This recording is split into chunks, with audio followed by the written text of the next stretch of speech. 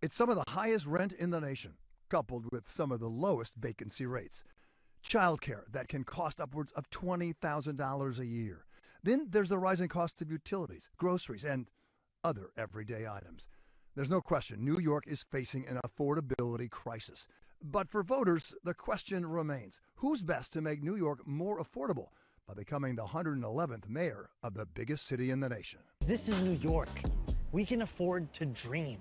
From the very start of his campaign, Zoran Mandani has made affordability his signature priority with a plan to freeze rents. 8.5 million people call the city home. Close to 2.5 million of them live in rent-stabilized apartments. The city has the power to freeze the rent for those apartments. The mayor has used that power to increase the rent by more than 12%.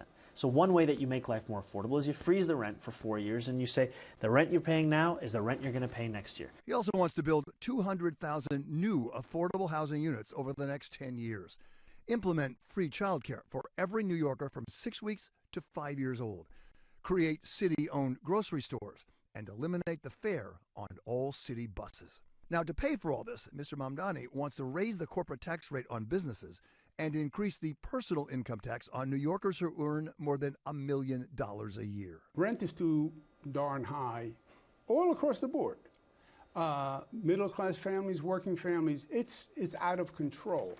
For Andrew Cuomo, a former Secretary of Housing and Urban Development under President Clinton, the answer to making New York more affordable centers around development. We're going to look at sites all across this city, private sites, public sites, city-owned sites, partner with the faith-based community, and we're going to build, I want to start in the first 100 days, 80,000 units.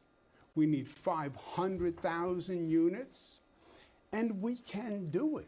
Mr. Cuomo is also calling for capping property taxes at 2% for struggling homeowners, ending taxes on tips, and raising the real estate transfer tax threshold to $2.5 million to make it easier to purchase a home.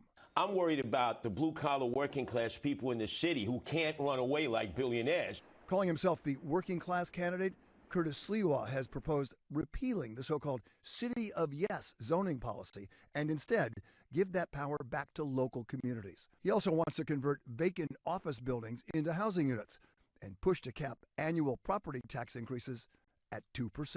And the one thing you can control, the property tax, and cutting this extraordinary budget of $118 billion that is growing by the day, cutting the Department of Education by $10 billion, exploded, cutting the Department of Buildings, which is corrupt and inefficient and stifles growth.